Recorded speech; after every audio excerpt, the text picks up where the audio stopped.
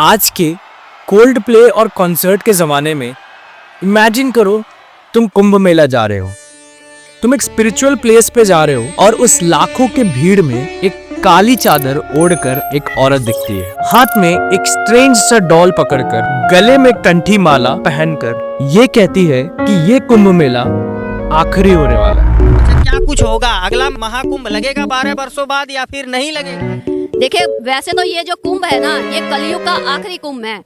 अगली बार कुंभ जो है वो इस तरह से नहीं लगेंगे। नहीं, अपने अपने घर में नहा लीजिएगा अपने वॉशरूम में। रुको, क्या? नहीं, अपने अपने घर में नहा लीजिएगा अपने वॉशरूम में। मतलब जो महाकुंभ हर 12 साल में होता आया है, जो सदियों से एक अनोखी स्पिरिचुअल एनर्जी का सेंटर रहा है, वो अब कभी नहीं होगा। अगली बार कुंभ जो है वो इस तरह से नहीं लगेंगे। क्या ये एक फ्यूचर प्रेडिक्शन है या फिर बस वायरल होने के लिए डिजाइन किया गया एक फेक नैरेटिव? और मेरा सबसे बड़ा सवाल ये है कि कौन है ये नूर अनंता? क्या नाम हुआ? नाम?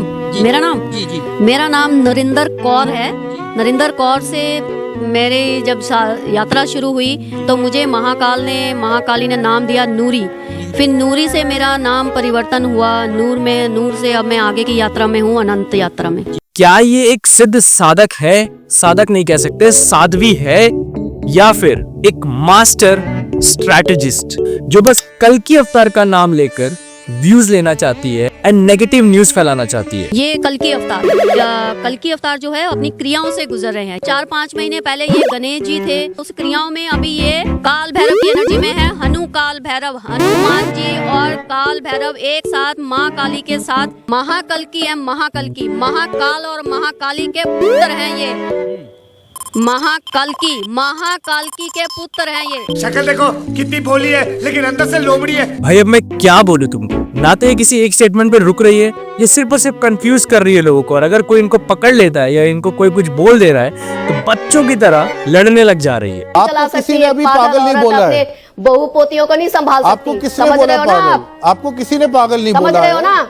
एक पागल औरत, अभी वो बच्चा है, उसको बच्चे को लेकर पिछले 5 महीने से भ्रमण कर रही हूँ। पागल औरत नहीं हूँ। आपको किसी ने पागल नहीं बोला, आपसे सिर्फ ये पूछा ये जानने के लिए आप लोग वो हमारे घर जाइए, वो बताएंगे। डॉक्टर कक्कड़, आपके जहन में ये सवाल आ क्यों रहे?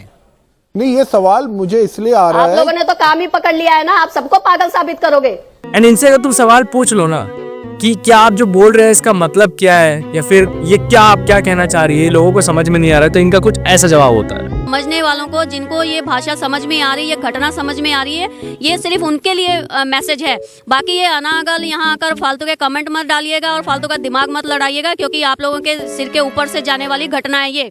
अच्छा, तो जो हमारे साधु संत है वो भी इसके सामने फेल है। एंड ऐसे भी इसने तो कहा है कि आश्रम में लोग सड़ते हैं, है ना? अगर साथ ना दिया होता तो किसी आश्रम में बैठ के सड़ रहे होते ना। नहीं, खैर इनकी बातों को कोई नहीं समझ सकता। समझने वालों को, जिनको ये भाषा समझ में आ रही है, घटना समझ में आ रही है, ये सिर्फ उनके लिए मैसेज है। तो ये कहना चाहती है कि समझ के समझ को समझो। समझना भी एक समझ है, और जो ना समझे वो सारे के सारे ना समझ है। सही कहा ना नूर जी?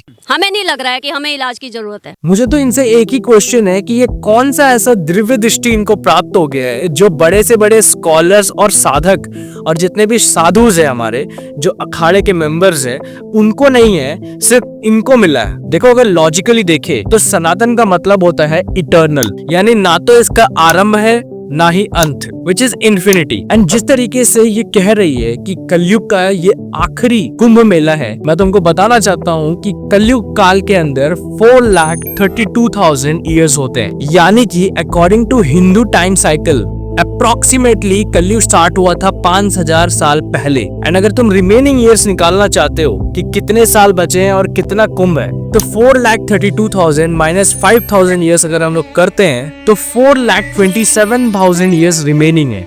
एंड अगर इस फॉर्मूले को यूज किया जाए, remaining years in Kalyug divide by interval between Kumbh, तो वो 12 होता है, यानी 4,27,000 divide by 12 is equals to 35,583 Kumbh pending है, जो कि होंगे आगे। अब तुम बताओ मुझे ये कि किस एंगल से ये आखिरी कुंभ है, ये बात तुम्हें सच लग रहा है। और इस चीज को डिटेल में समझने के लिए, प्रेडिक्शंस को एक्सपोज करने के लिए हमें थोड़ा समय काल में पीछे जाना पड़ेगा। अगर हम यहाँ पे पीछे जाकर देखें तो 1942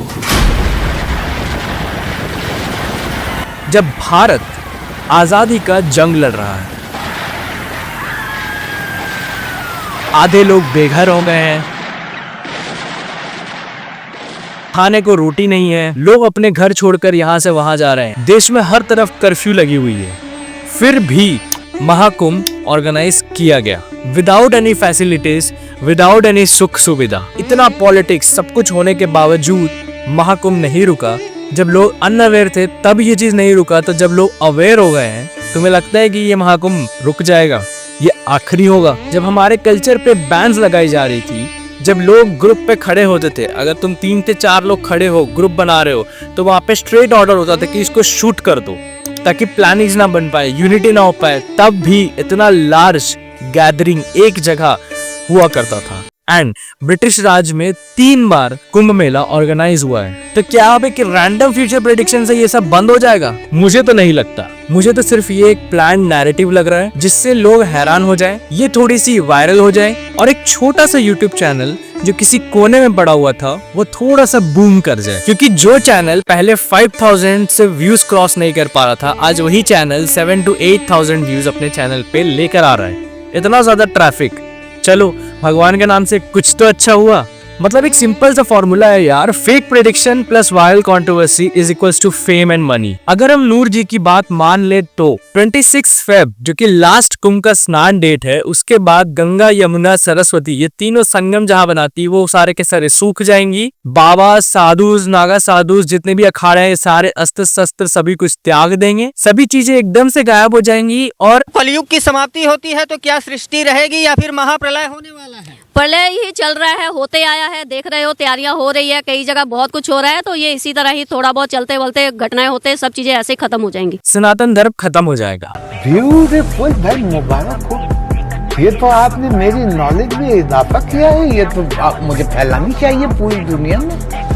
क्या बयान दिया है आपने भाई, वाह वाह वाह। अरे नूर जी, अगर आप कुछ अच्छा नहीं बोल सकते हो, लोगों को मोटिवेट नहीं कर सकते हो, तो यार एटलीस्ट बकवास प्रेडिक्शन करना तो बंद करो। एंड कुंभ मेला में आई हैं तो आपने इतना तो देखा ही होगा कि कितने सारे नए जीन्स नए नागा मॉन्क्स की एंट्री हुई है। इतने लोगों ने संन्यास लिया है, क्या वो झक मारने के लिए आए हैं? देखो यार, मेरे को तो ऐसे ही लगता है कि बिना किसी प्रॉपर फैक्ट्स, ना तो शास्त्र का यहाँ पे कोई रेफरेंस है, बिना किसी हिस्टोरिकल बैकिंग, सिर्फ यूट्यूब और इंस्टाग्राम पे आकर इमोजी डाल देने से अपने बायो में दिव्य दृष्टि नहीं प्राप्त हो जाती। अरे भाई, इतिहास पढ़ो, नहीं पता है तो सीखो। इतने सारे इन्वेडर्स आए, इतने लोगों ने ट्राई किया इनके कल्चर को बर्बाद कर दिया जाए, लेकिन जो लोग भी आए मिटाने के लिए वो लोग खुद ही मिट गए। लेकिन सनातन अभी भी कंटिन्यूअस अपना हर एक चीज फॉलो कर रहा है। हाँ, थोड़ा अमेंड कर दिया गया है, थोड़ा एडिटिंग्स आ गया है, but still we are growing. And तुम्हें क्या लगता है गाइस, क्या ये एक रैंडम सा एक यूट्यूबर आकर